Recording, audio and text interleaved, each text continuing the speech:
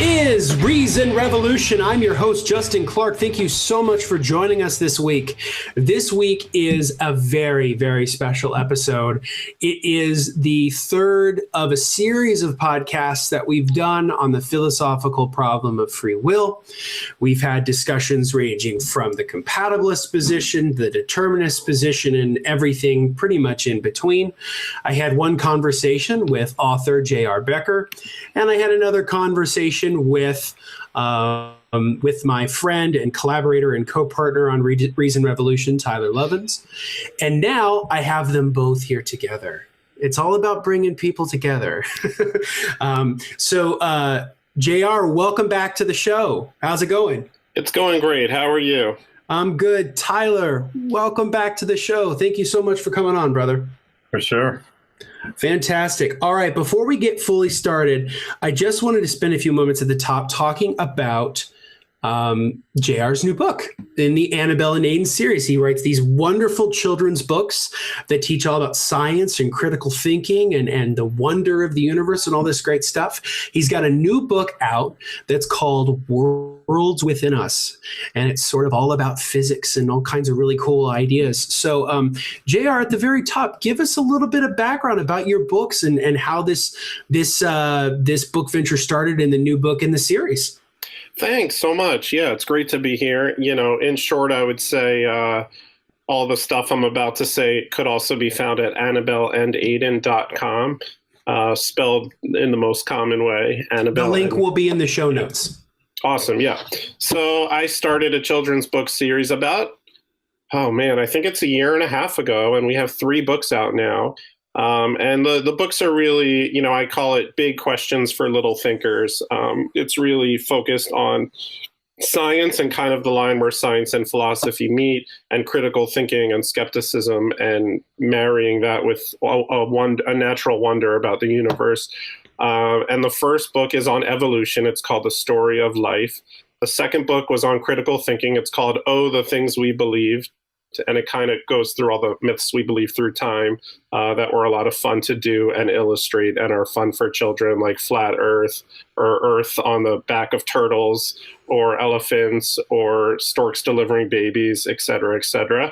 And then the last book is the most recent. It's called Worlds Within Us, and it's about the Big Bang and how we're all made of stardust. And it's very empowering for children to learn that we're a lot, quote unquote, bigger than we think, and we're all connected and an interconnectedness with the universe. And it was a lot of fun, and Kickstarter was a big help. And the fourth one I'm working on now is tentatively titled What Happens When We Die.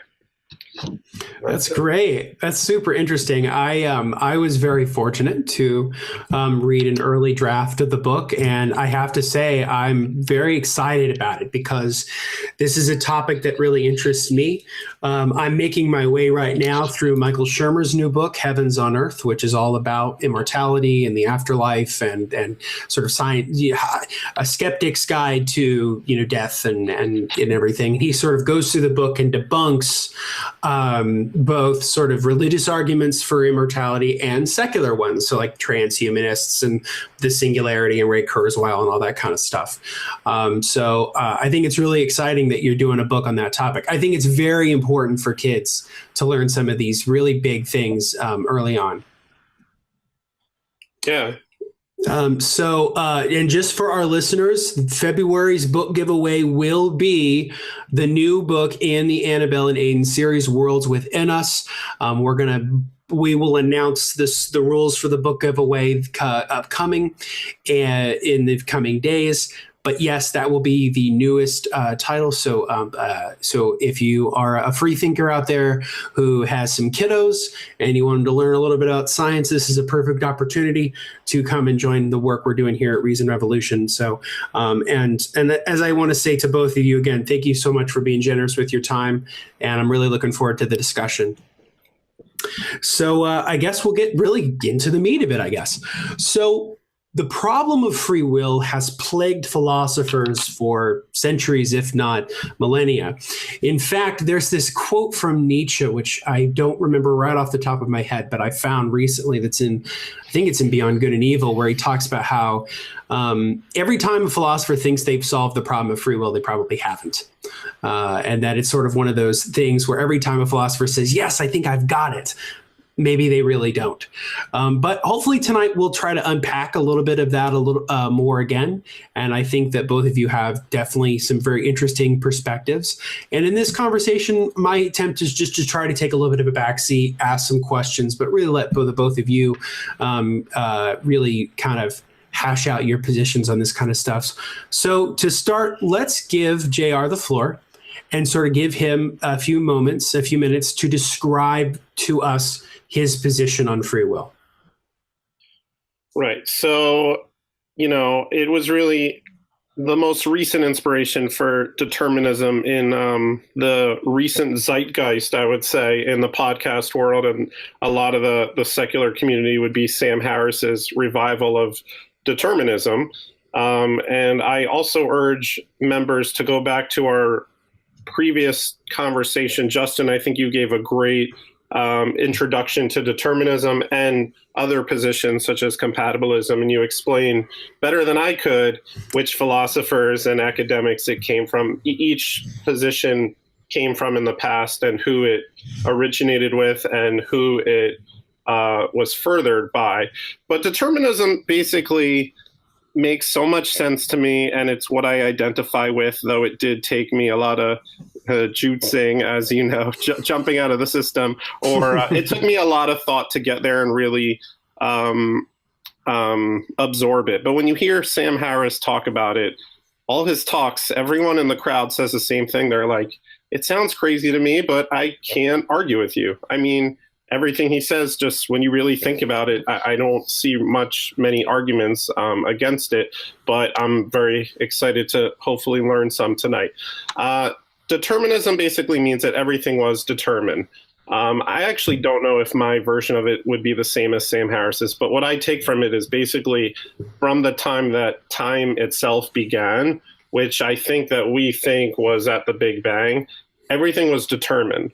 So if you think of the board game Mousetrap, or if you think of the game Dominoes, I wonder if most people would intuitively agree with me that the second that first domino is knocked over, or the second the ball is dropped in Mousetrap, or whatever the first step in Mousetrap, or any Rube Goldberg is, in that exact moment, absolutely everything that is going to happen in that domino game is already determined to happen exactly in a certain way, and there is absolutely no way that it could happen differently.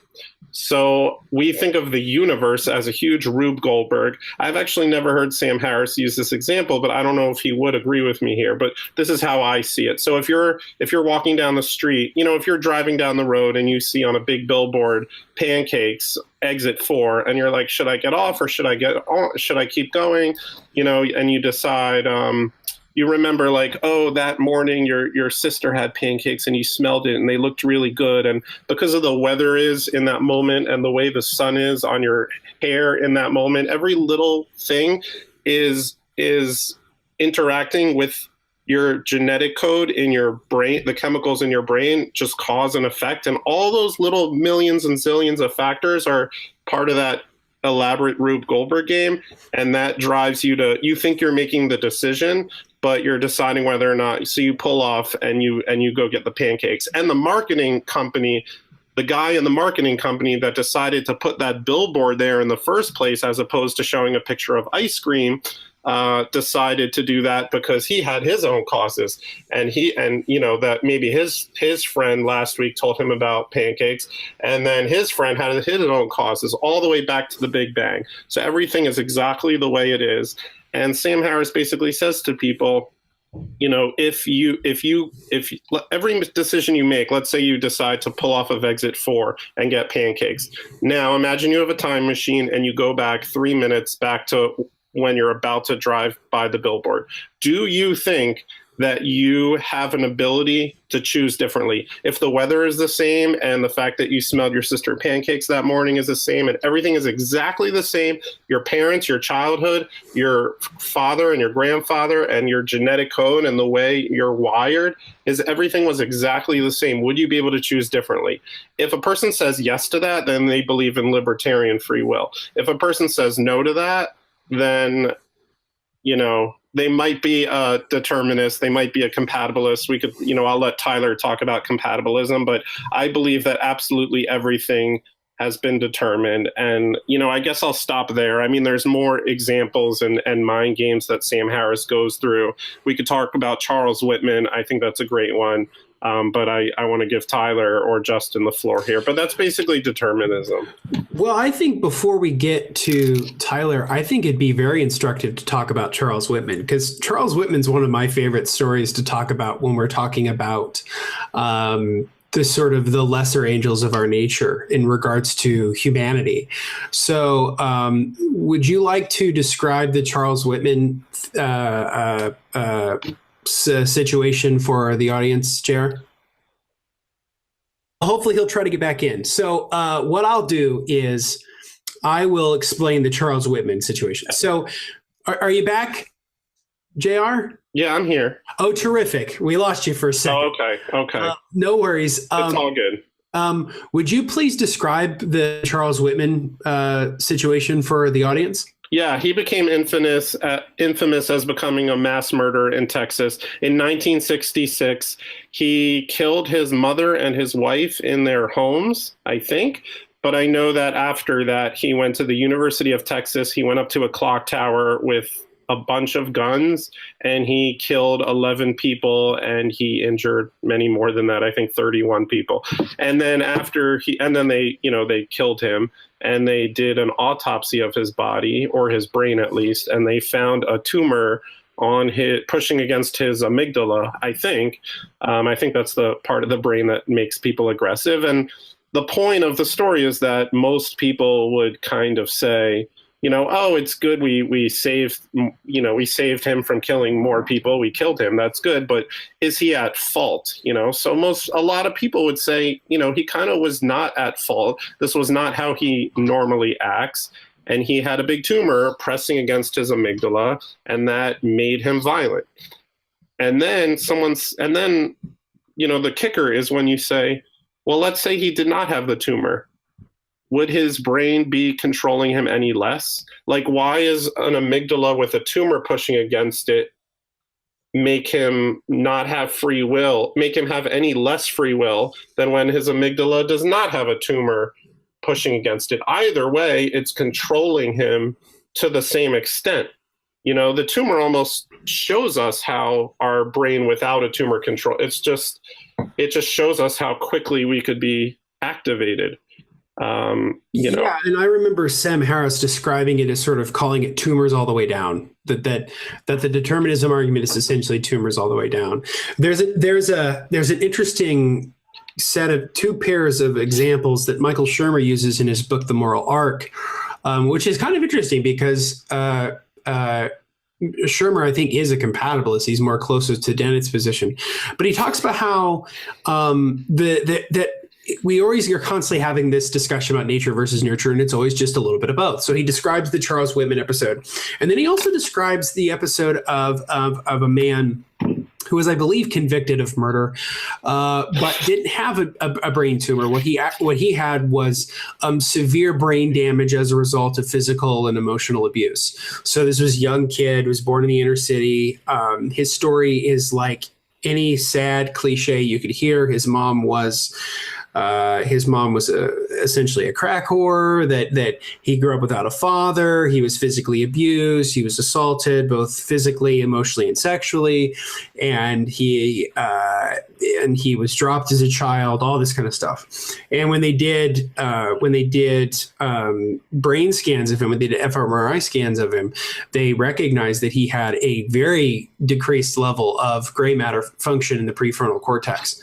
And if you look at cases in which people have either psychopathy or sociopathy, they have certain levels of decreased brain function in the prefrontal cortex. That oftentimes what happens is the mammalian brain sort of shuts down, and the reptilian brain, the emotional brain, the primal brain sort of kicks back up.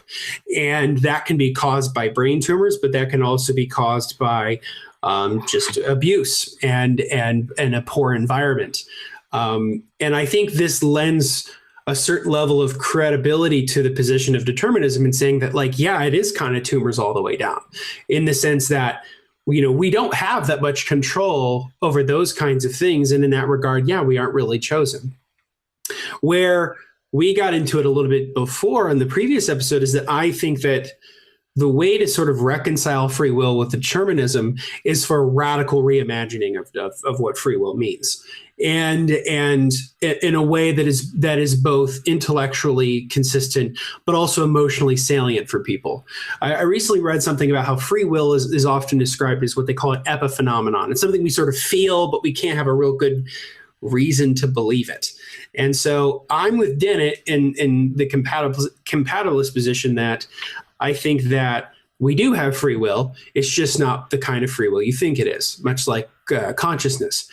And to, I think, get into how we can sort of reconfigure free will and sort of save it from the trap of determinism, as it will, I'm going to now turn to Tylor, who I think has written a very provocative piece for their website, reasonrevolution.org, called, I think it's called The Language of Choice. And he'll get into some of the details about his position of compatibilism and how we can sort of reconcile free will. So the floor is yours, Tylor. Before I begin, JR, I wanted to ask you a question real fast. Good. I like questions. I remember in the previous interview, you had said you had believed in free will before you had a conversation with your biologist friend. Yes. What made you believe in free will at that time? What was important to you about free will? That's a very good question. So, very quickly, I'll just answer your question. I never really thought about it before. Mm-hmm. When I said I believed in free will, I just meant that I, like everybody else, intuitively felt it so much. And I felt it so strongly that determinism was so alien to me. I mean, it just didn't make sense. I just felt like I'm able to choose very quickly to push a red button or a green button. I said to him, what do you mean? It's up to me. I'm choosing. What are you talking about? And then it was listening to Sam Harris and the Libet studies, really, which we could talk about later, that really changed my mind. It's interesting you put it that way. I asked before I go into this, mainly because I didn't want to sort of make you configure your answer in a way that would already be a response to this. So I think one of the moves determinism does is puts a very specific picture in our minds about free will, so that in one sense, the conclusion is already ahead of us, just waiting for us to come to it, that of course we don't have free will. Because for determinism, I think the whole game is that if we rewind things, then would I have chosen otherwise? And I think the answer is, of course not. And I don't think free will is about that. What your intuition of free will was actually about was whether you have options.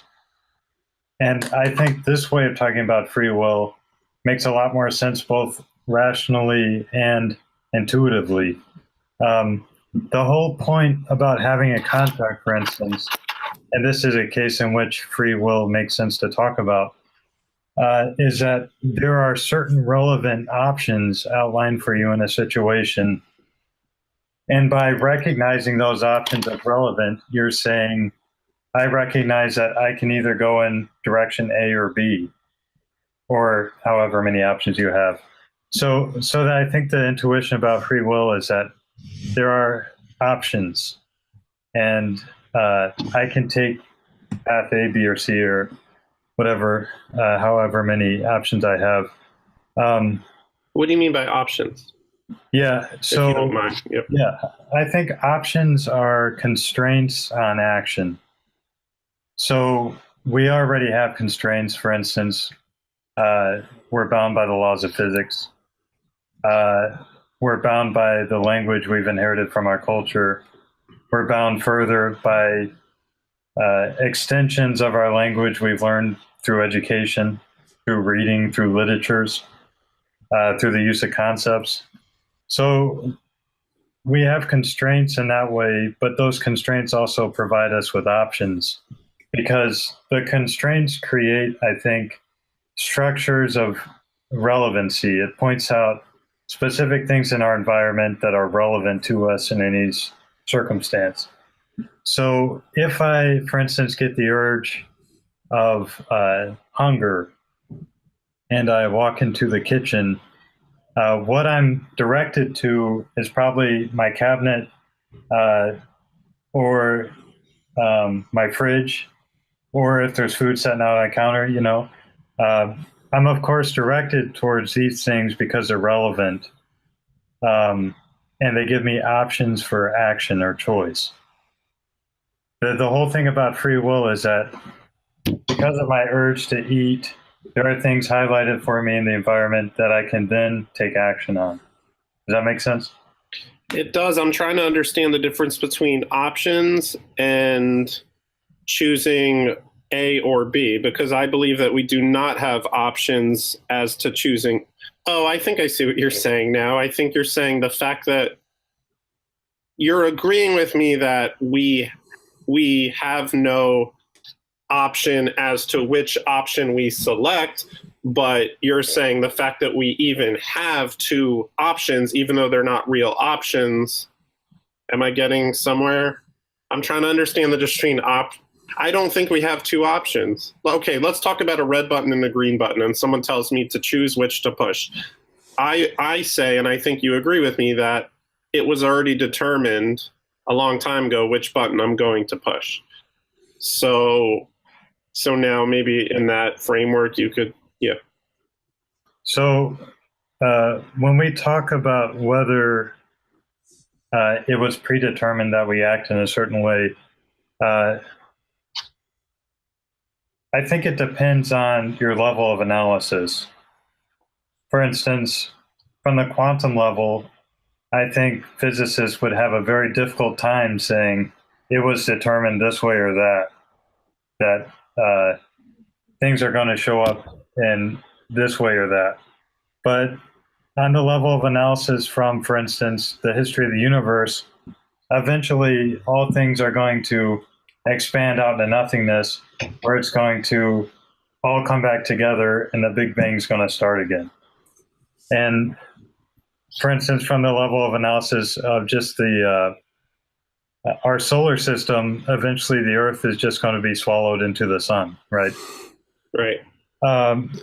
But none of these levels, these three levels of analysis, have anything to do with if I'm going to do my homework. Because the relevant options established by those levels of analysis don't have the concept of homework within them. In the same way, the level of analysis whereby I'm not even sure it's true that the next moment's predetermined by this moment, I think it might be truer to say there's a high probability, that maybe a 99.9% probability that this state of affairs is going to occur next, right?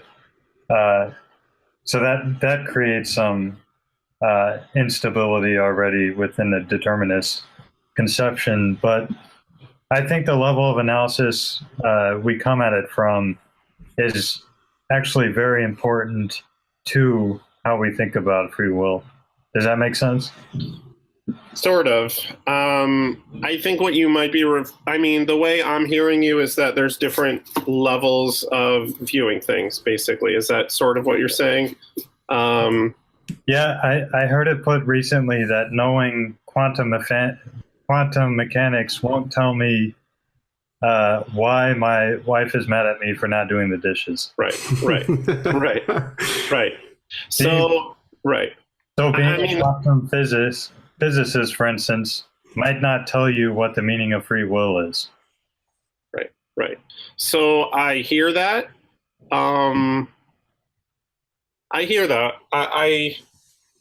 My arguments against it would be, yeah, there's different levels of looking at stuff. You could look at stuff in a brief, intuitive, full of feelings type of way, and you could view it deeply. I think someone who knows everything about the universe and who is an expert in quantum mechanics actually would be able to tell you why your wife is mad at you. And actually, he would be able to break down every atom in her brain and explain to you the real reasons why she's mad at you in a reductionist way, even better than a layperson or a relationship expert would be able to do. But I'm a reductionist, so I think everything is reducible to the mechanistic universe. But I understand what you're telling me. But what you're telling me is no different than a deeply, than Deepak Chopra saying to me, well, atheism and secularism isn't going to explain love. How do you explain love without God? How do you explain the meaning? How does the meaning of what's the meaning of life if there's no God? These are just my thoughts. And very quickly, just over the past few days, I thought of I think something might be useful to our conversation. I call it the when push comes to shove philosophy. Is there a God? A lot of people would be like, yeah, but when push comes to a lot of deists or pantheists would say, yeah, there's a God, but when push comes to shove, there's no God. Is there a self? Well, yeah, of course there's a self. I feel like I'm in my head viewing what I'm viewing. But when push comes to shove, there's no self. Is there consciousness? Is there free will? So I feel like a lot of people are saying, and determinists and determinists like me and compatibilists like you might agree, like, yeah, there's free will. But when push comes to shove, is there free will?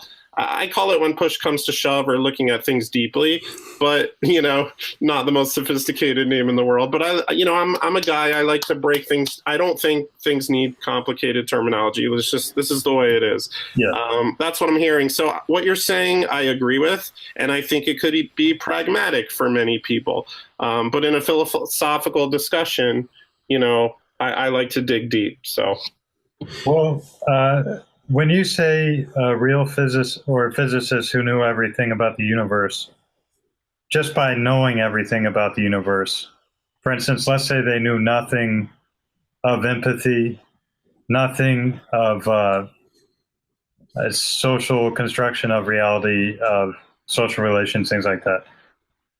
When you say they give us the real reason why my wife is angry, I think what you're saying here is they can tell us what chemicals are firing at the point in which I say my wife is angry, right? That's what you're saying. Yes, and I believe that that's all that there is when push comes to shove. Right. So I think the issue with that is it still doesn't tell us, it only tells us how my wife is angry. It doesn't tell us why. Right. So I don't think there's really such a thing as a why when push comes to shove, but I hear what you're saying, and everything that I'm saying, I think everything that I'm saying could be more true but less useful in the real world that we all live in, and what you're saying might be less true but way more pragmatic and useful in the world that we live in. So it might be a pragmatism thing, but that's just my own feeling. And then we could get into what does true mean and Peterson and all that. But this is how I'm thinking of all these things. I'm not really disagreeing with anything you're saying, but I guess it's just a different way of looking at things. Let me jump in real quick, if you guys don't mind, and mention a comment. So Tyler mentioned this thing about homework, and I've thought about this over the last couple of days a lot, hearing Michael Shermer give this example in a couple of interviews he's done. He talks about it in the context of death, but I think it also is appropriate to talk about in the context of free will. So he calls it I think he calls it Alvy's problem. So Alvy's a character from Annie Hall. who's played by Woody Allen. But earlier in the film, there's a young version of Alvy, and he goes to a shrink with his mother, and he has stopped doing his homework. Doesn't care about it, doesn't want to do it. And his mom basically goes to the shrink because he keeps telling me this and I don't understand it, but he's not doing his homework. And so the shrink asks Alvy, "Hey, Alvy, why aren't you doing your homework?" And he goes, "Because the universe is expanding." And the psychiatrist goes, "Yeah, what does that mean to you?" He goes, "Well, I know that the universe will expand to a point where it will basically rip apart and everything will go away. And now knowing that none of this matters, and I don't feel like doing my homework because none of it matters." And his mom goes, "Yeah, but we don't live in the universe. We live in Brooklyn." And Wow.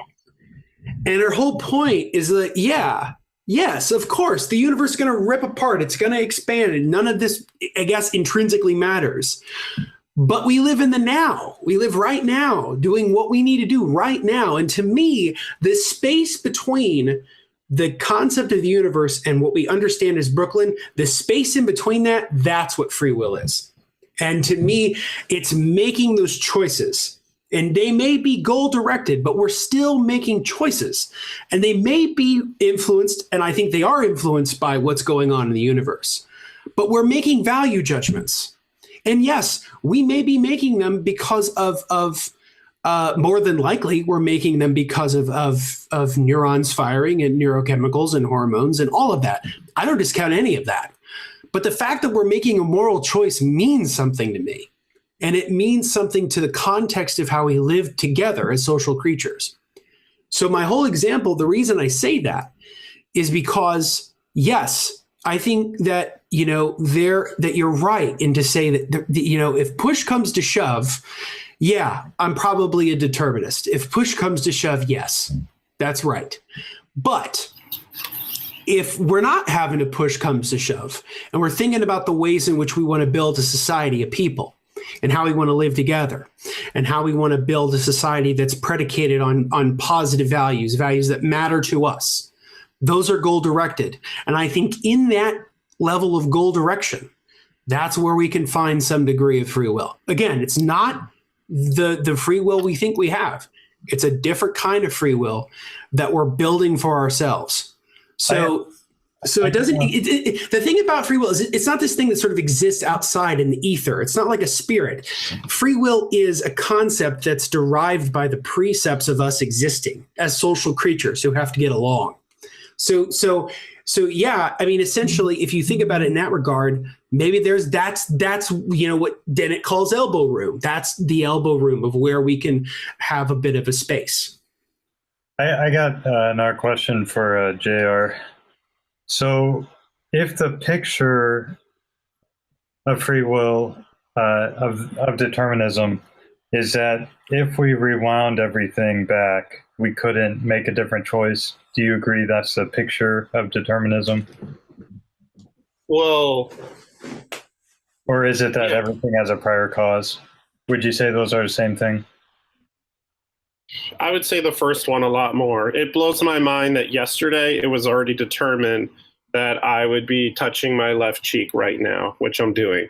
That blows my mind that 3 months ago it was absolutely 100% certain that I would be touching my left cheek right now. That blows my mind because that goes so against our intuition. And I never, 10 years ago, if someone told me that, I would, So that's what, that it's determined. It's not that everything has a cause, it's that it's determined and we could not have done otherwise. So other than the obvious question, I guess, of epistemology, my question is, how do you know it's not just determined in a necessary way and not a sufficient way? Let me think about that for a second. How is it not determined in a necessary? How you're asking? How do I know it's necessary, not sufficient? That's a good wait. You're asking me. How do I know the cause makes it necessary for me to do this as opposed to sufficient? If If, or the other way around. You're saying maybe it was necessary, but it wasn't sufficient. Maybe there's something else that very, very interesting, and that you call free will. I would say, show me the evidence. Well, I would say it makes sense that it's necessary because I don't think the atoms in my brain or the universe are any different than dominoes. It's all cause and effect. Everything, I think physicists would tell me. I mean, I don't see why I would consider the atoms in my brain different than dominoes. So, I would say, show me the evidence. But that's intriguing. I'm with you. I think then you could argue the necessary conditions for action are always already established from the past. But to argue that the sufficient conditions are, I think we would have to know with 100% accuracy how every thing in the universe is going to act in every moment. And I'm not sure if we can know that even if we know everything there is to know about the universe. Do you think when you hit one domino and it's hitting 100 others in a pattern, do you think those are necessary or sufficient? So I think that is a level of analysis that is really helpful for determinism. Okay. It's really easy to reduce that problem in that circumstance. But I think where we would have to get closer to,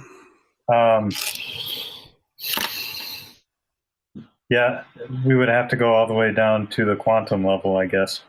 I think another way we might be able to think about this too, in the relationship between necessary and sufficient.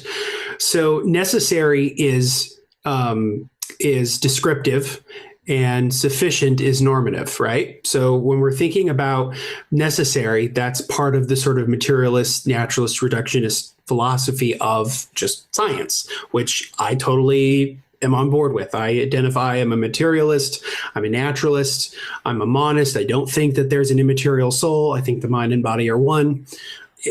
But there's also the sufficient part of it, which is the normative part of it. So let's go with the domino example. Let's make it fucking crazy, because you know what? Hey, Sam Harris creates these really crazy thought experiments to get a point across. I'm going to try my hand at it. So yes, descriptively, necessarily, if you set down one domino and it hits up against the next one and there's 100 of them down, then hell yeah, that's all going to happen, right?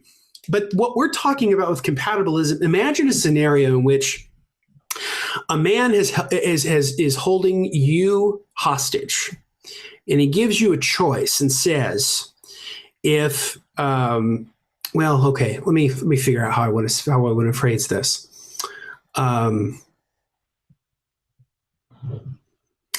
Okay, so imagine there's somebody who is giving you an ultimatum. Either knock all the dominoes down and save your wife, or leave them up and save your kids. Which one will you do?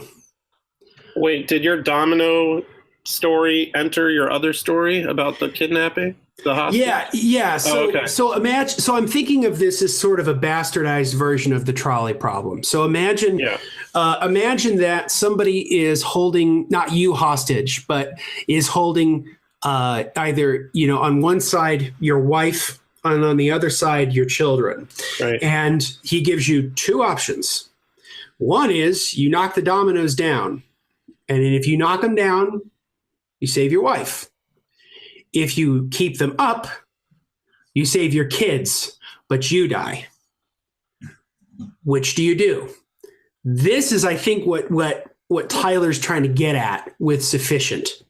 So for me, free will is always going to be normative and relational. So what I mean by that is that free will is not a position of metaphysics. To me, it's a position of ethics.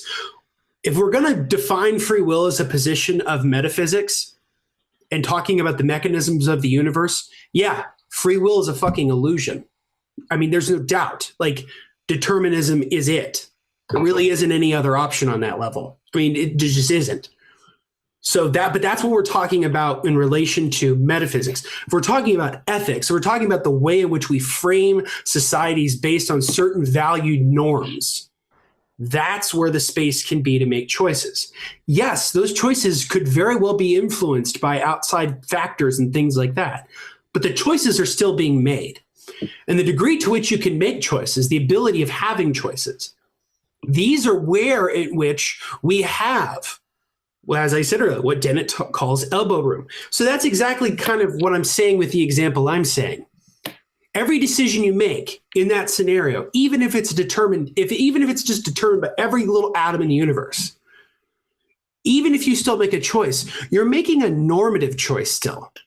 And you have to live with the consequences of those normative choices. And that's, to me, where free will is relevant. Because, yes, we live in a universe that is largely determined. But in the sphere in which we are both social and relational, that's where the capacity for being free will and being active agents, not just, don't think of it as being a puppet on strings. Think about it as if you are, an agent within, as I mentioned to you before in the previous podcast, imagine that we're in sort of an architecture of choice. That there's this architecture that you have to get through. It's like a maze, and there are multiple different ways of getting through it. And you can kind of make decisions, and you can try to turn left or right or up and down or whatever.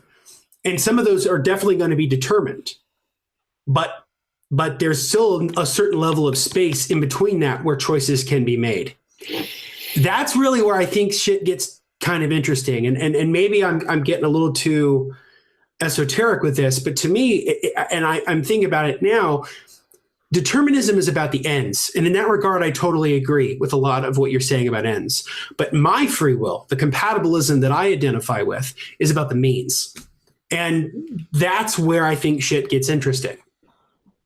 I guess what I'm drawing between the necessary and sufficient conditions is that a necessary condition to enter the race is that there's a place to race. I have legs to run, right? I'm a human. I have money to enter the race. I have running shoes. But the sufficient condition is me actually showing up and participating in the race. But my whole reason for drawing that distinction is that it might be a necessary condition for you to be where you're at right now, that you had chosen, or that A had happened over B 3 months ago. But that A over B happened 3 months ago might not necessarily be the sufficient condition for what's happening now. Yeah, it might not, and there might be unicorns dancing on my head that are invisible. I mean, we get into the burden of proof here. We get into Occam's razor here. I hear everything you're saying. I think both you and Justin are saying great things, and they're very pragmatic. And if someone said to me, love is love just chemicals in your head? And, love, when you feel love, is it anything more than chemicals arranged in a certain way in your brain? And I might say, of course, it's so much more. It's the whole world. It's love. It's love. And then if they said to me, but when push comes to shove, is it any more than that? And I would say, no. I mean, what does that mean? What?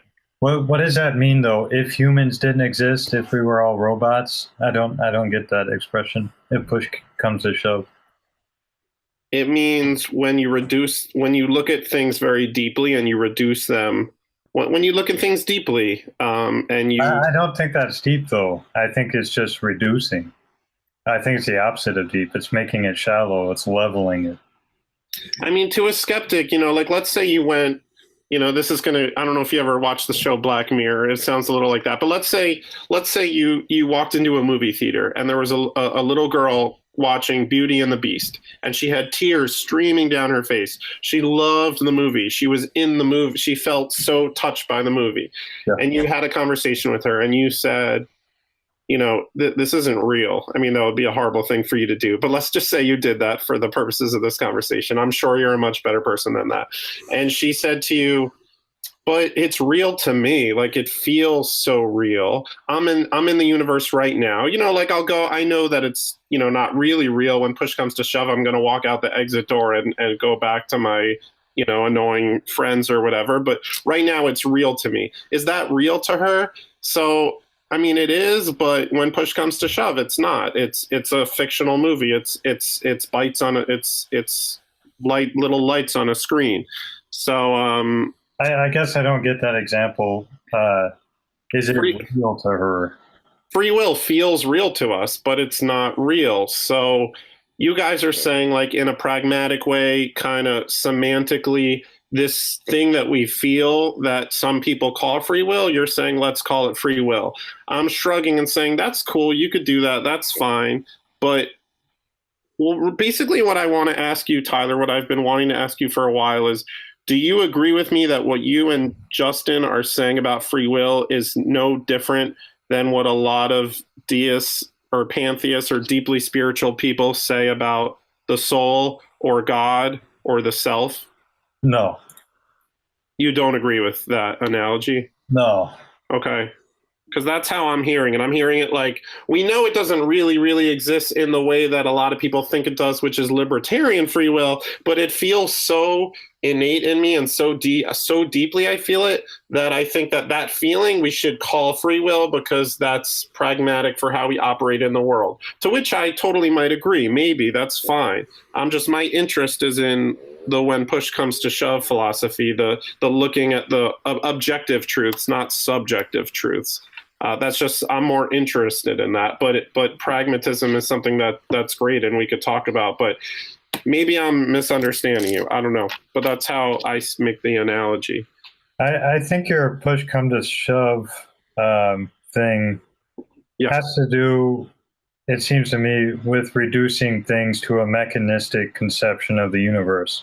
Yes. I'm not sure if that is a truly reductive standpoint. Okay. I think the mechanistic conception, rather than being reductive, makes everything on the same plane. So X causes Y causes Z, as opposed to X, and then there's a probability of Y, Z, A, B, C, D, maybe 130 options. So I think that when push comes to shove isn't wide enough of a question to really dive into what is being talked about when we talk about either free will, or even in the question, do you know that's not real? Even though I'm not sure what that question means anyway. I'm not sure why you would ask that to somebody who's crying about a movie, but you wouldn't, but we're asking it about free will now, so I thought I would make that analogy. Yeah. None of us believe in libertarian free will. I think what you guys are saying is that feeling that we have free will, that feeling, I think you guys are saying, let's call it free will. Like, that's what free will is. I think that's what you're saying. I think we agree on the facts, but I don't know. I don't know. I'm just saying free will has to do with the notion of options. It doesn't have anything to do with playing the tape backwards and seeing how everything comes back out the same exact way. Do you agree with me that everything is determined to the fact that it was determined 3 months ago whether or not you're going to push green or red, and you don't have the option? There are no options.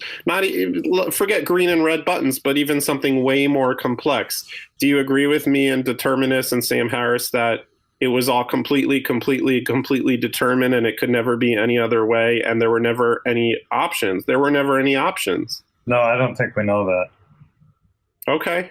All right. I think that widely put, the necessary conditions are put in place for a variety of possibilities.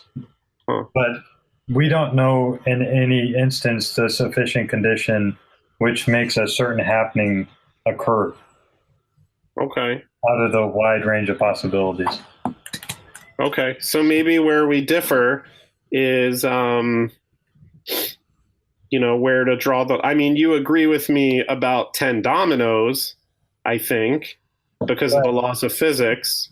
You agree with me that that 10th domino doesn't have an option to go a little bit more that way or a little bit more that way. It's just going to go a certain way because of the laws of physics, and a breeze might, everything was determined in that way. But I think when it gets way, way, way more complex, then maybe we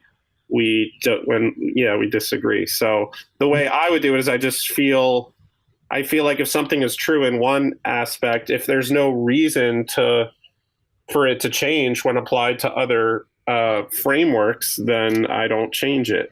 As crazy as it might bring me, as crazy as the conclusions it might bring me to are.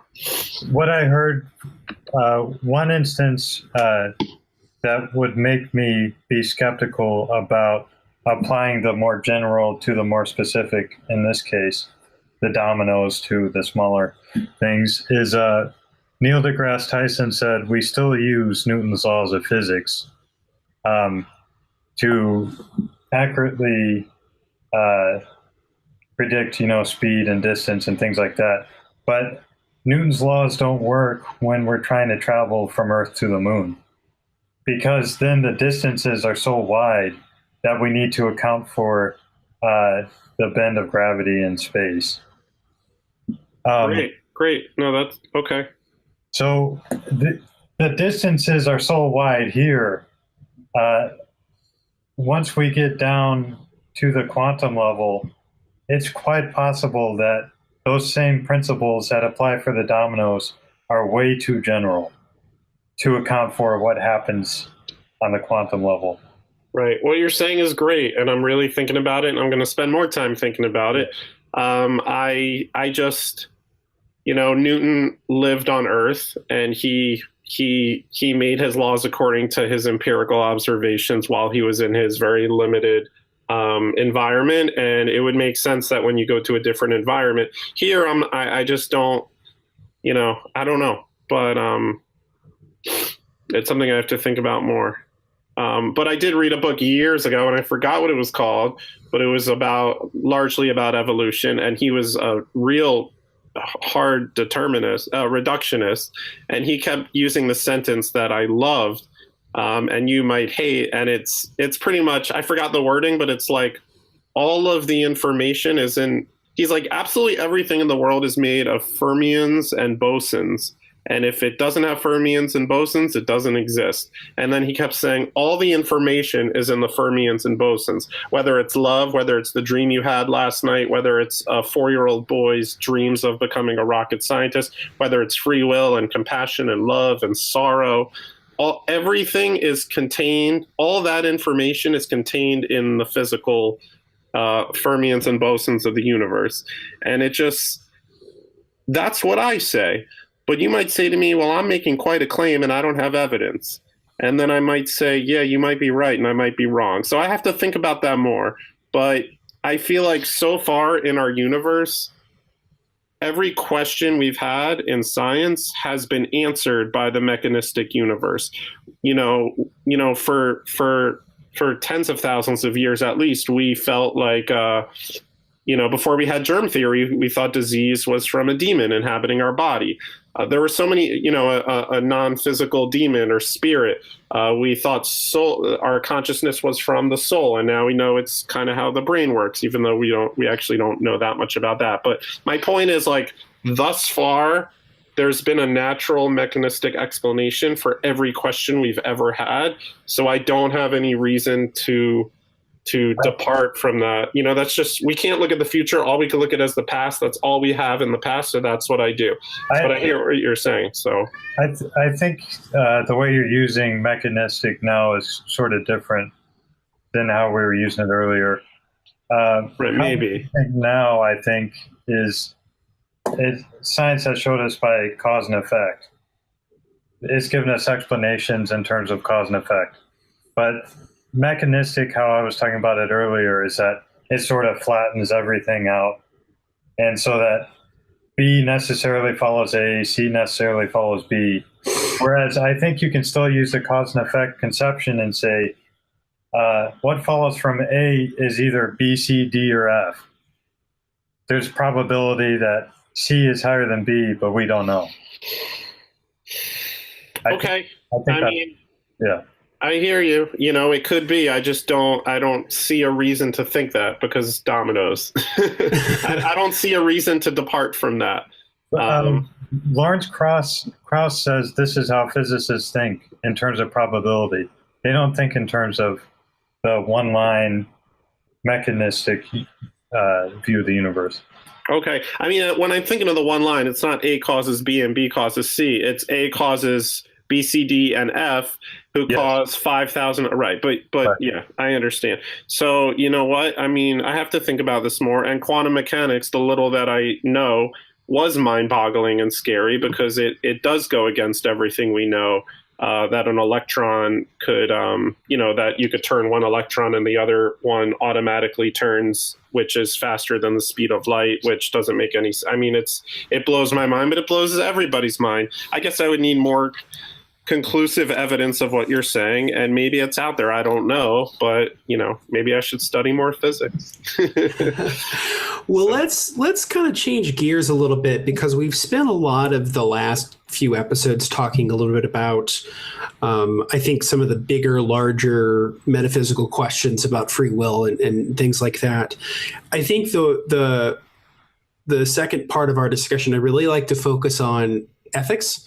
And I'd like to focus on the ethical considerations of determinism and compatibilism. So, JR, if everything is determined, if everything is just tumors all the way down, or just what is it, quarks and bosons or whatever, then how do we build an ethical system? How do we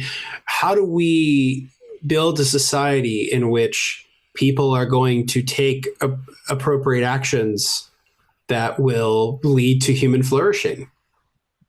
Right. So that's a great question. So first of all, I'm not so concerned about determinism leading to fatalism and nihilism in the masses, because I doubt that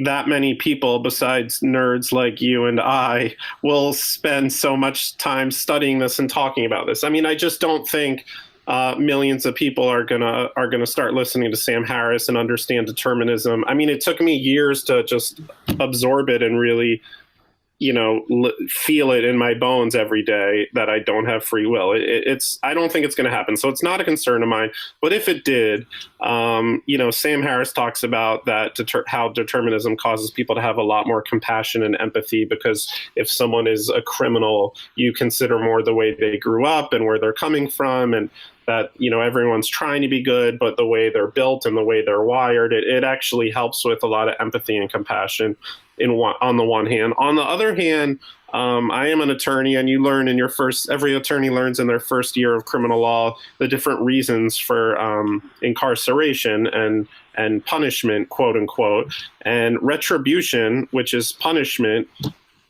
is only one of the 4 or 5 reasons. The others are incarceration, meaning to keep the criminal away from the rest of society. So whether or not he has free will or not, just to protect society. Also, there's deterrence. If someone knows they're going to be punished, then they will choose, you got me. But no, they'll I don't want to use the word choose, but you know what I mean. They will be drawn towards not committing crimes. They'll be deterred. So there's deterrence, there's incarceration, there's rehabilitation. There are other reasons besides punishment and fault and blame to incarcerate someone. So determinism is not going to do away with the criminal justice system. It's not going to do away with incarcerating criminals. But I do see the concern if you say to me, but still, it'll cause people to get rid of blame. Sometimes blame is a good thing. Sometimes fault is a good thing. And in that sense, I might agree with you that determinism could be dangerous. But honestly, I think atheism could be dangerous. I think theism could be dangerous. I think almost anything has pros and cons. Those are my thoughts on that. But very quickly, we love, I know Justin and I love the book The Moral Landscape by Sam Harris, and I largely ascribe to his philosophy of a form of utilitarianism where something is moral insofar as it has the best the most well-being for the most people, the best long-term and short-term physical and mental effect on the most people for the most time. That makes something moral. So it's a utilitarianism might be one of the answers or a starting point. I talked really fast. I hope some of that made sense.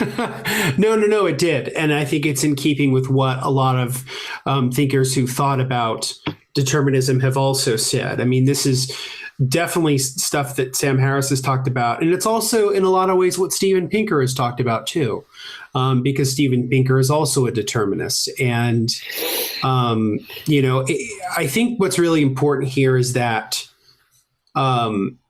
when Dennett's sort of arguing for free will, at least this is my interpretation of it, when Dennett is arguing for free will, what he's really arguing about is creating a conception, a social conception, not that it's socially constructed, but constructed socially. And he makes that distinction. So reality isn't socially constructed. We, to the best of our understanding, based on the philosophical principle of the correspondence theory of truth, we know that, my glasses are mine and this is my table. And we make those assumptions, right? We live upon inference and induction. We really don't have much of a choice on that one.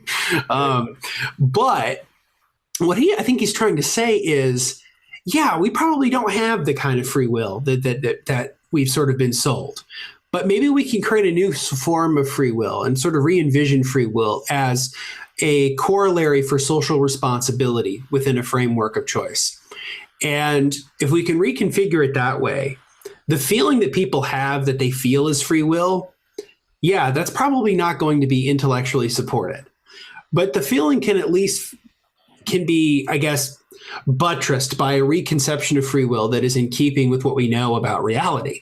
And in that regard, I think it can have a very positive function. Having said that, I think it also can have a negative function. So if you have a society in which we're sort of building upon sort of Dennett-style free will, when people do really terrible things, and they can just sort of claim, as they would with determinism, right? They could just claim like, well, this is my choice. I chose to be a real son of a bitch, and I chose to do this.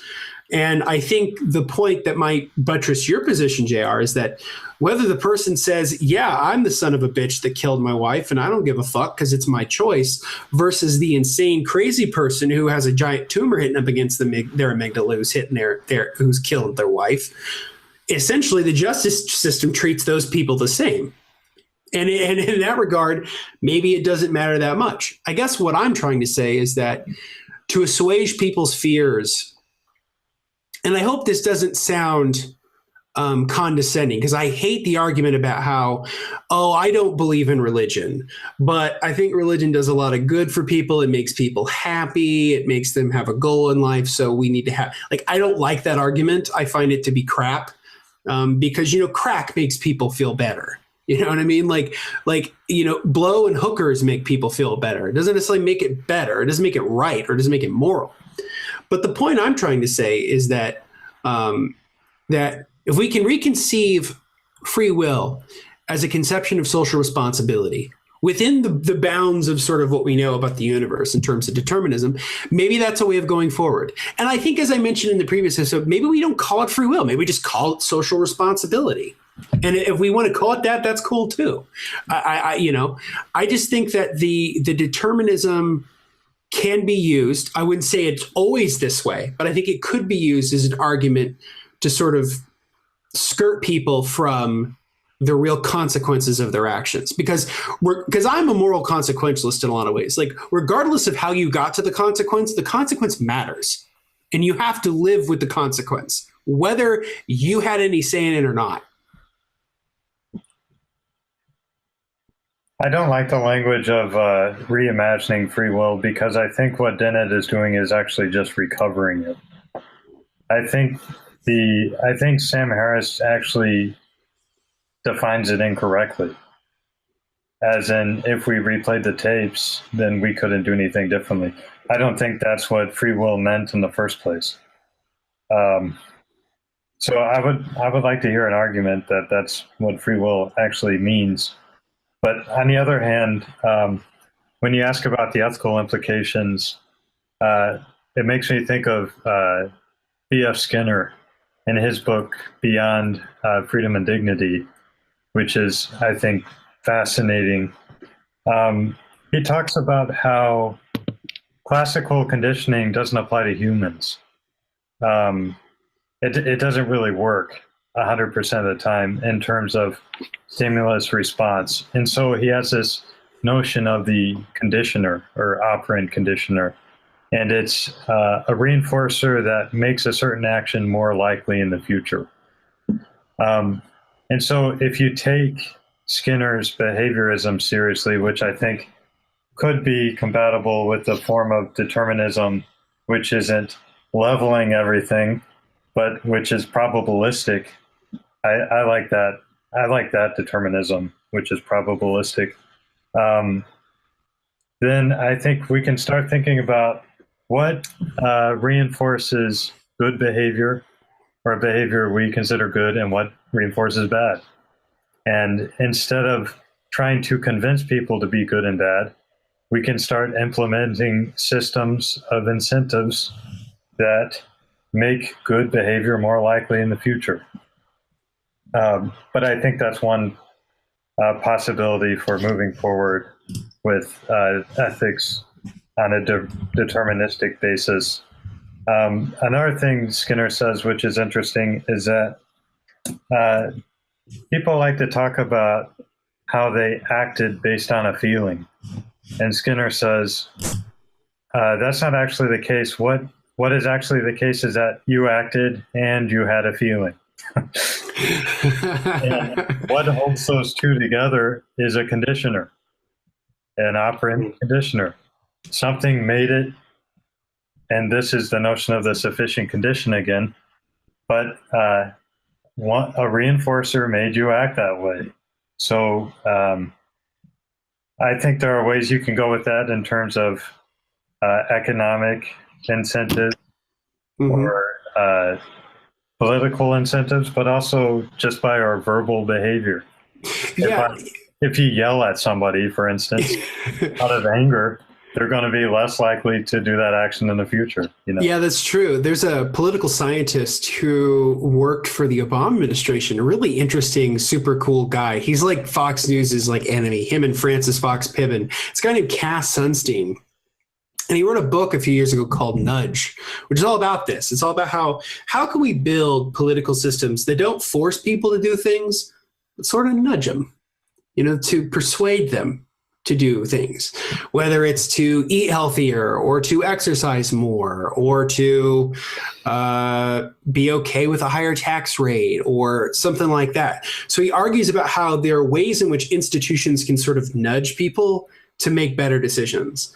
And I think that's interesting to me because I think it's kind of getting to the heart of what I'm trying to talk about, which is this idea that there is a good portion of the world that is determined, but within that framework, there's a certain level of sort of, I guess there's a little bit of play, as Dennett would call it, it's elbow room.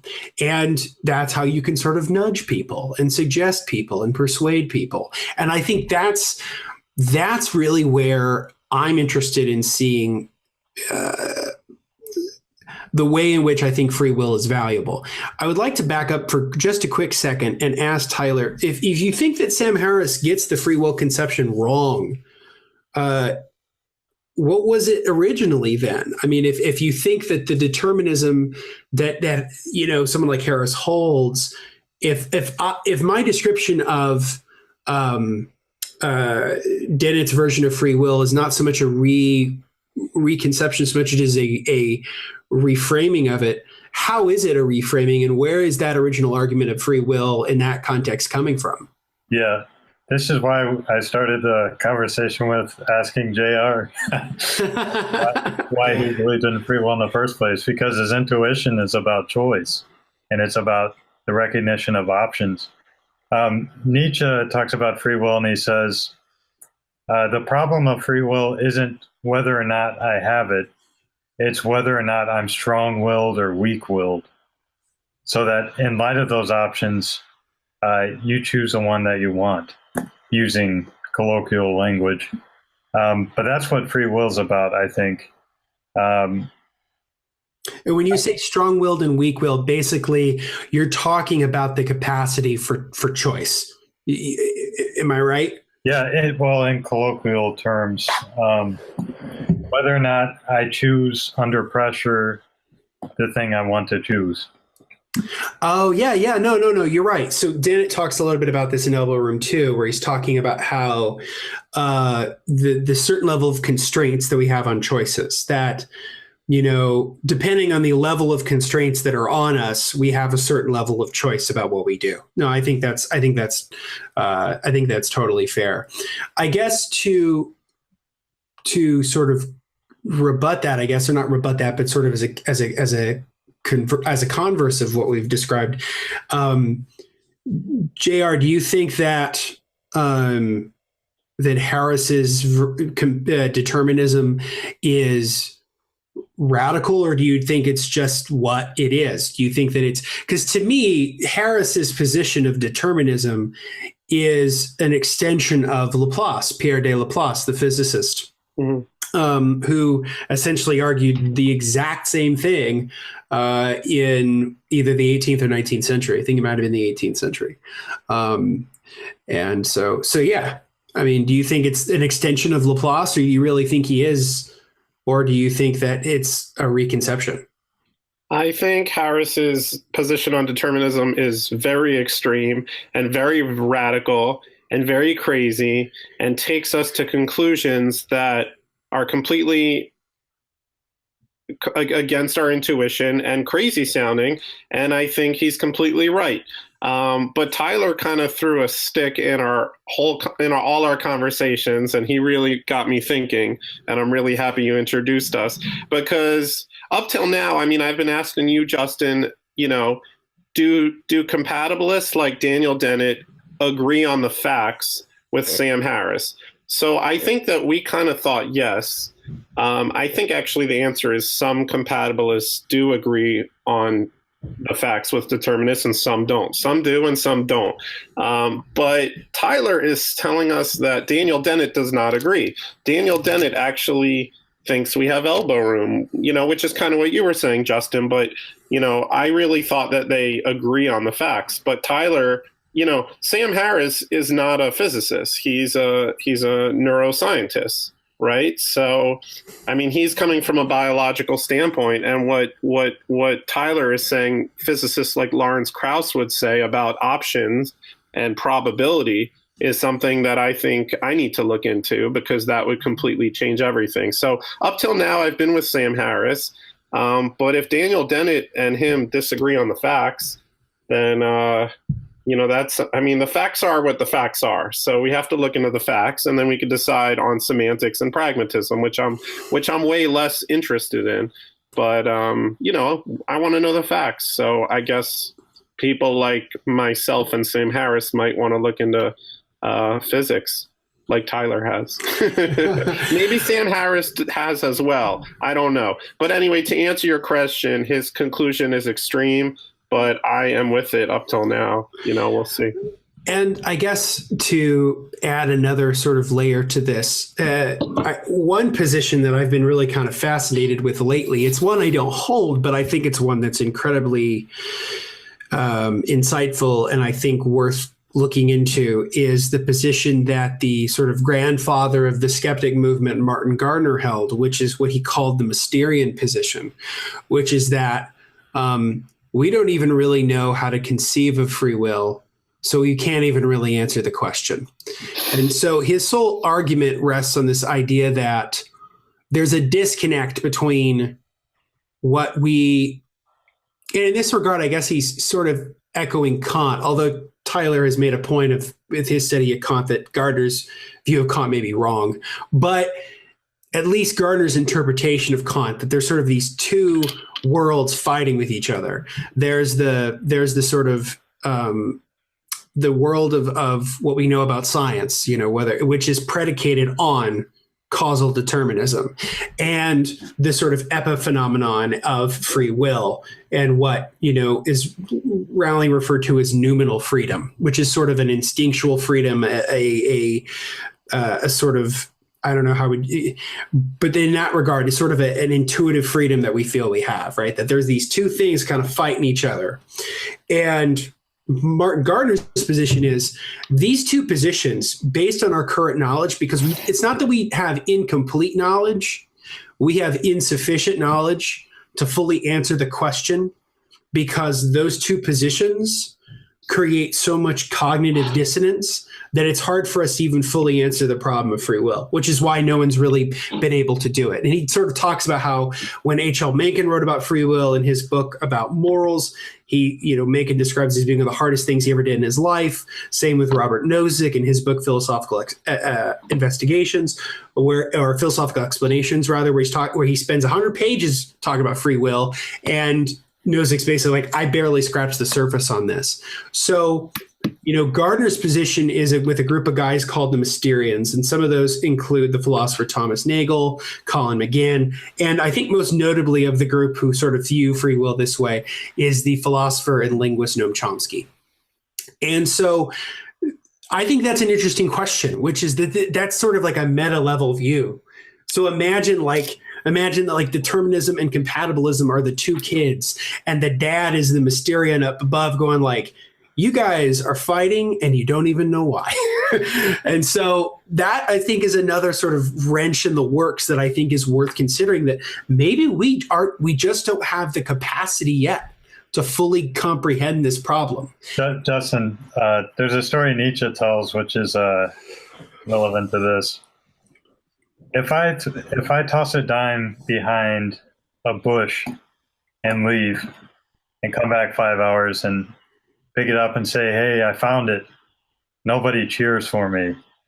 But when we set the definitions to our terms and then say we discovered something, everyone applauds. Yeah. Yep. Yeah, I like that. That's good. I think that's kind of happening there. He's defining free will in such a way that we can't talk about it. And then his conclusion is we can't talk about it. And my whole thing is I'm not very impressed by that. I'm not impressed by it so much as it is reading it for me was like, oh, that's a different take. Like it's one I don't agree with, because I'm like you. I think what it does is I think it sort of logically, I think it moves the goalpost. Mm-hmm. And Gardner kind of does this a lot with some concepts. Like he does it with God, he does it with prayer, he does it with immortality, he does it with all kinds of positions, even though like he was like the skeptic in a lot of ways, where he sort of moves the goalpost and then says, oh, well, we can't reach it now, even though based on a previous conception that we were developing, we could reach it. And I think that the reason that I bring this into the conversation is that I think it's important to acknowledge limitations in our thought and a certain level of humility, which I do think is important. That maybe we don't have all of this figured out. Maybe we haven't thought about it in full ways yet. But having said that, I don't agree with Gardner. I think it's an interesting position, but it's one I don't hold. I have another thing for you, JR. Yes, hit me. Wonder what you think about this. Yeah. When Dennett talks about consciousness, he says he talks about in terms of evolutionary advantages. So evolution to me is sort of up for grabs, I think, in the mechanistic universe that levels things out. I'm not sure if evolution makes sense there, or even if it's an evolutionary way to look at the universe. But he says one of the advantages of consciousness in terms of evolution is that it allows us to make our external environment internal, so that the wolf has a brain, so that the wolf can predict and anticipate changes in the environment that might kill it, right? Sure. So the wolf has an advantage over the thing that has a smaller brain that can't consider as many factors. So that once we get to humans and once we can internalize our environment to such a degree greater than a wolf or something, I wonder to what extent the causal system itself is kind of recreated, where the measures of probability that we would have from something without a brain is just wildly changed. Does that make sense? Was it a question, or you're just okay? I wonder what you think about that in terms of Skinner's notion. Classical conditioning doesn't really work on humans, and I'm offering this as sort of an illustration or an answer as to possibly why.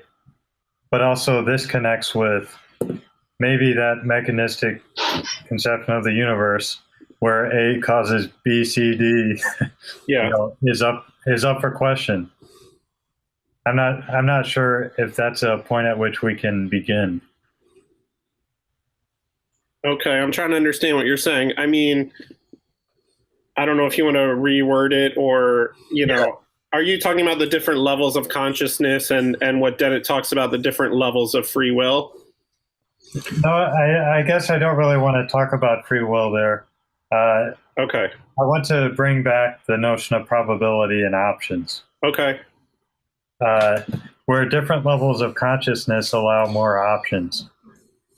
Sure. I mean, the idea of options is something when you said we had options, I mean, in Sam Harris's deterministic paradigm that my mind has been in, we do not have options. Right. You're telling me physics doesn't work that way. I need to look into that more. I don't know. So this whole idea of options is new to me because, the way I see it and the way Sam Harris sees it, there are no options and everything was determined. Another thing, I guess, instead of using the word options, you could say factors. That because I have a brain, more factors influence, or more factors are sufficient conditions to my actions than, for instance, a snail. Sure, it's way more complicated. Our brains are way more complicated than 10 dominoes. Yeah. But when you look at our brains are no less determined. Complication has nothing to do with level that something is determined. So if when you were talking about options, if you were talking about the number of causes, to me, you could put one domino behind domino B, or you could put 1,000 dominoes behind domino B. Domino B is no less determined in the way it falls over. So let's use this language. It's no more caused instead of determined. Because I agree with you there. So you want to change it to what? Caused instead of determined? Because for this reason. Yeah, it's no less caused. Everything is caused. And exactly. So that we still don't get rid of cause and effect if there's probability. We still don't get rid of cause and effect if there's probability. Probability of what?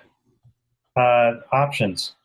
Options of what? Probability of different futures. There are no... Oh, okay. So, So let's talk about 5 marbles in a jar, and 4 of them are black and 1 of them is red. So the probability that you're going to pick blindly a red one, so we're talking about that. But it's still determined what you're going to pick. It's still caused. It's still caused, and it's still determined, meaning it's still already written in stone. It's written in stone. It's already in the future written in stone? In the past, yeah, the future is written in stone, yes. I guess that's where I don't agree. What in the future is causing it to be written in stone? No, I meant when the Big Bang occurred, everything in the future from that moment was already determined.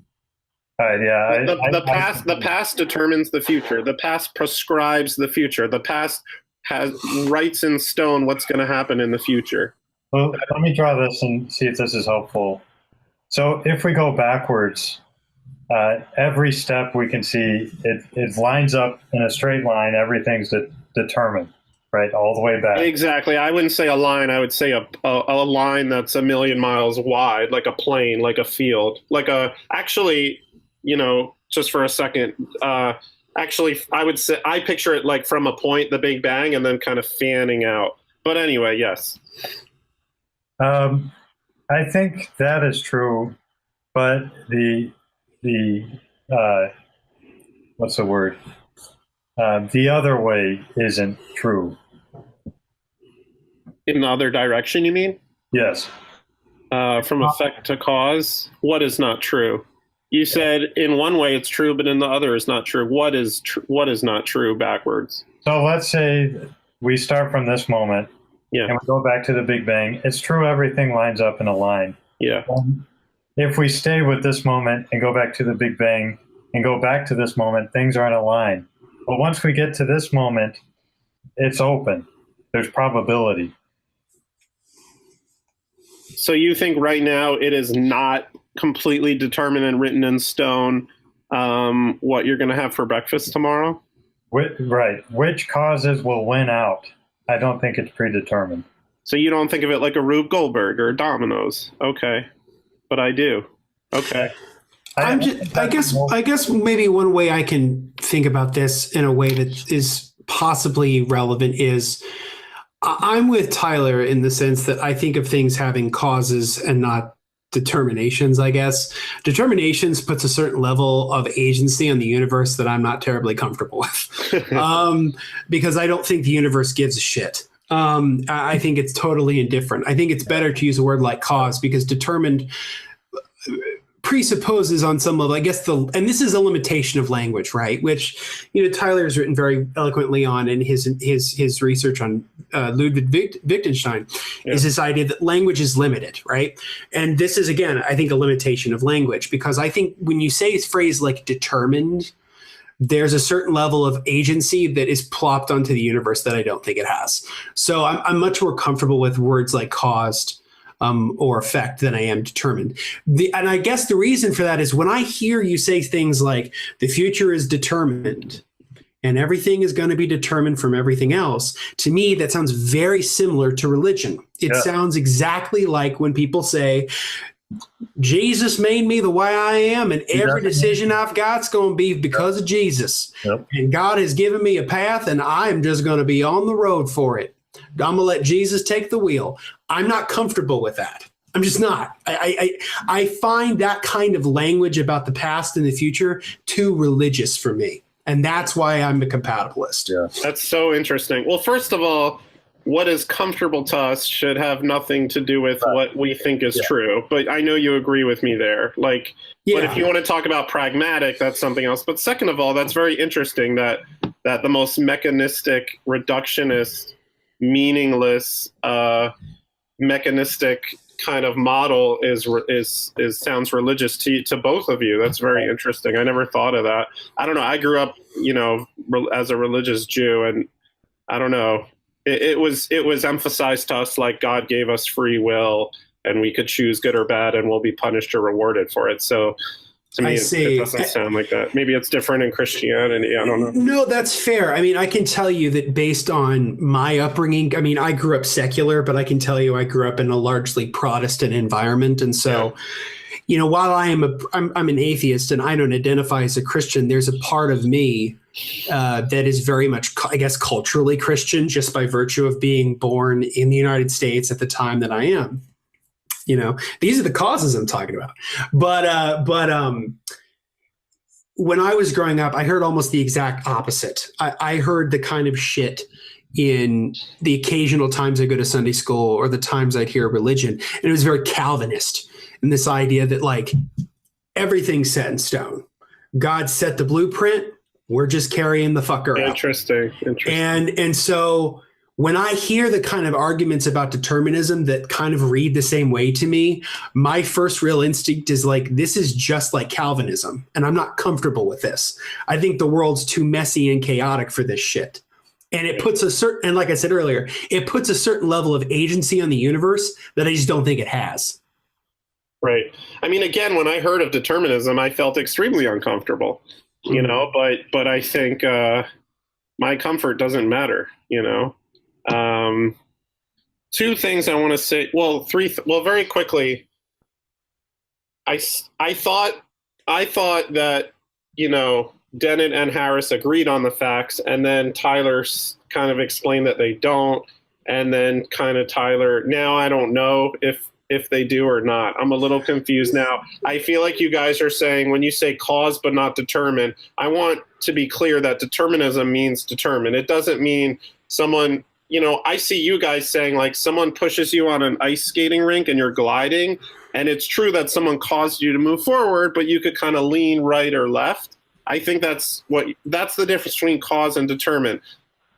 Determinism and what I accept and what Sam Harris accepted, you're actually, everything is determined. Not only that there's a cause, but you're a slave. I mean, there is no you. And then I'm curious what Tyler says about the Libet studies.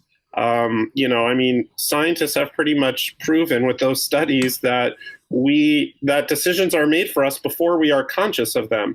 And I disagree with you guys. I think most people consider free will the ability to choose otherwise. That's maybe it's different to every person, and we should take a survey, but that's what free will always was to me, that I could always choose otherwise. So maybe it is different things to different people.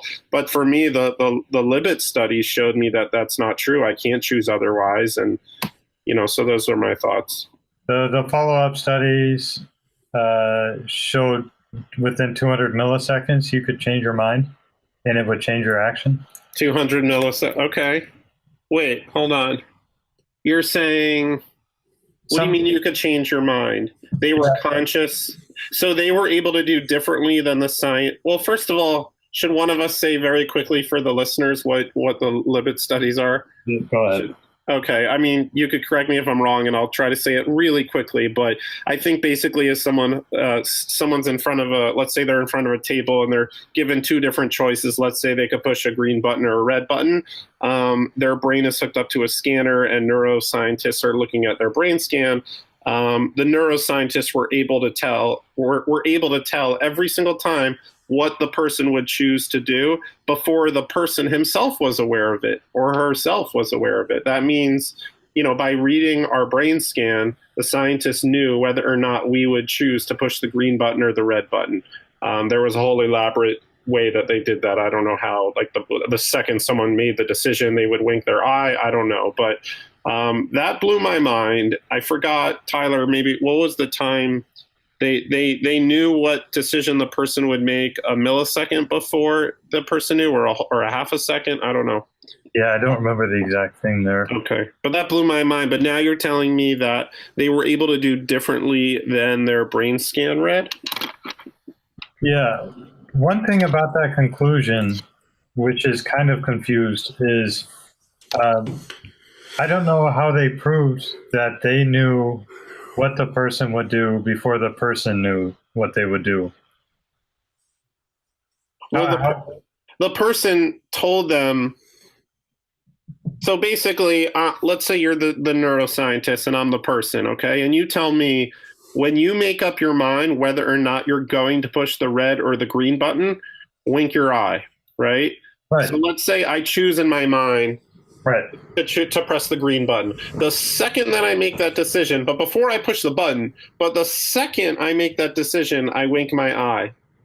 Every single time you knew what I was going to do before I winked my eye. But now you're saying, but how did the scientists know what decision the person made? Well, my question is, how did they draw that conclusion as opposed to, I knew exactly when you did? It's just that the chain reaction caused by the initial decision took a millisecond or half a millisecond to complete the behavior. Right? So your question is, how did the scientists know that? I mean, I think it's how did they know that you were going to choose that before you knew you were going to choose it, or at the same time that you knew you were going to choose it? Because the screen told them from the brain scan, the screen told them this guy's going to push the green button, and the screen did that before the person winked. The screen tells them exactly the moment that person made the decision to push the green button. Oh my gosh, because it's before they're conscious of it. No, it's before their bodily reaction. But right. So you're saying the moment in time that it takes to go from consciousness to blinking your eye, right? So that's a very good question. I don't know the answer. Yeah. I don't know how they did it. I have to read more. That's a good question. But if that question holds weight insofar as the time between, if there's a huge gap, I'll kind of trust it. Like if the scientist knew he would push the green button 30 minutes before he winks his eye, obviously we know, so it depends on, was it a second? Was it a half a second? Was it, you have to look into that. It could just be because the difference between the conscious decision and the fulfillment in action, there's a little leeway because we don't move at the speed of light, Right. So there should be a difference between the chemical reaction and my own behavior. Yeah, no, those are legit. I mean, these are things we would, we would have to look into the study more, I have one quick question I want to ask, just to sort of reiterate something real quick. So it was always of my understanding, based on, I read Free Will by Sam Harris. I read Elbow Room by Dennett. I listened to their conversation. I've seen Dennett give a terrific talk where he is also countering another hard determinist, a guy named D.F. Swab, who's a neuroscientist. And in the talks, Dennett does concede the point about, nature. He does concede the point of determinism in the mechanistic universe, and then sort of sets up the personal, sort of the moral responsibility, the moral agents club, and then goes into sort of his discussions. I was always under the impression that in terms of just the facts of the universe, in terms of just that kind of level of causal determinism, that Harris and Dennett were pretty much in agreement. Am I wrong about that? My impression was that Dennett wants to just give up on that front. He doesn't want to talk about that. Oh, I see what you're saying. That because there really is no major disagreement there, I'm just going to concede that ground and move on to something else? Not even major disagreement or agreement. It's that that's not what he wants to talk about when he's arguing about the worth of free will. Okay, I see what you're saying. But whether or not Dennett concedes that point I don't really care about that, because from what I hear from people like Lawrence Krauss and other physicists is that the universe is probabilistic and not deterministic in a simple way. Yeah, and I'm in agreement with you there. I mean, I always go back to reading about, and I'm going to explain this horribly because I could barely get through math in college. So I read Stephen Hawking's book, The Grand Design.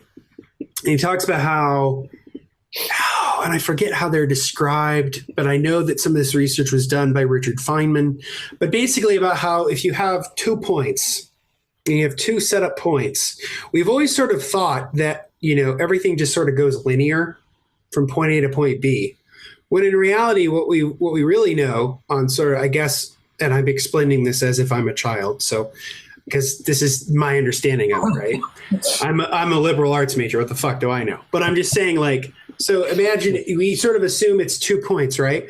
Well, what Feynman sort of learned was that no, particles don't travel in a nice, clean, straight line. They bounce all over the fucking place. But if you add all those distances together, it's the same as if it would be if they went point to point. And so I find that fascinating to me, this idea that shit just doesn't move in a straight line. It's all over the fucking place. But if you add all that together, it's the same as if it was a straight line. And that's where I think there's a certain level of messiness, I guess. For as much as I'm a naturalist and a materialist, I like the idea, and I think there's something to it, and I want to investigate this more, I guess, philosophically, that the universe is messy, that it's chaotic, that there's something a little off, that there's within sort of the darkness between the spaces, there's something fun going on. I'm not saying that it's spiritual. I don't think it is. I don't think it's God. I don't believe in any of that. I'm just saying I think that what's that quote is, it's like uh, what so, I forget what it is, but it's like science is even queer than we can suppose, or something like that. That there's this disconnect between what we know, what we have the capacity to know, what we may know in the future, and that's going to change everything.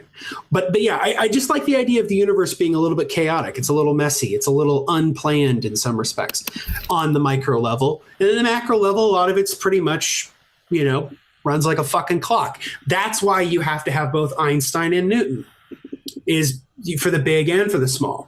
So, until we get a grand unified fucking theory that ties everything together, that I will then again barely begin to understand, then I don't know. I feel like playing a little bit of dice. I feel like Jeff Goldblum's character in Jurassic Park. I like a little bit of chaos. I think the universe is filled with a little bit of that, and I think that in the spaces in between where shit's a little messy, I think that's where free will is.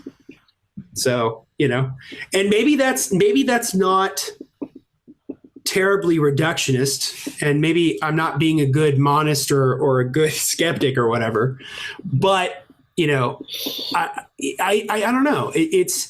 This is where we sort of hit the borderlands of science, where we're hitting the edge, and we have to figure that out.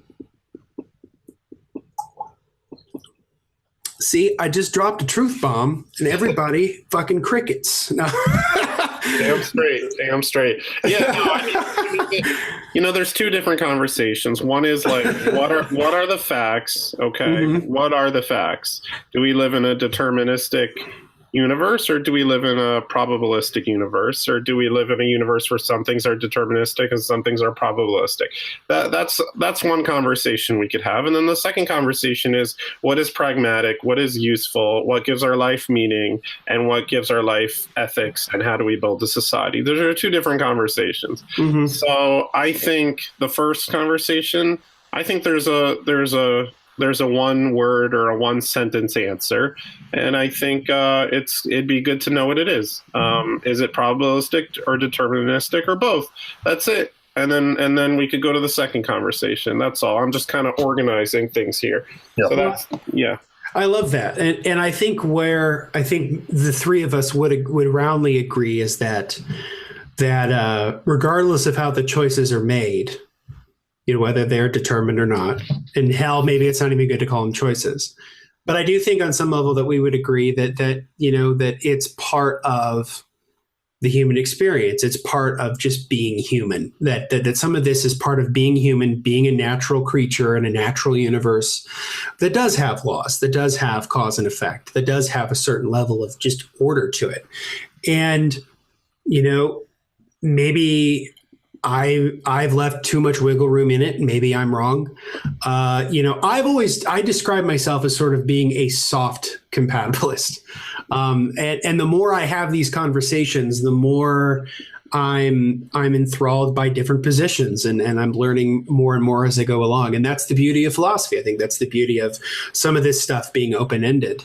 And I guess what we'll do is we'll finish up now and get final thoughts from my guests. So we'll start with Tylor on sort of final thoughts.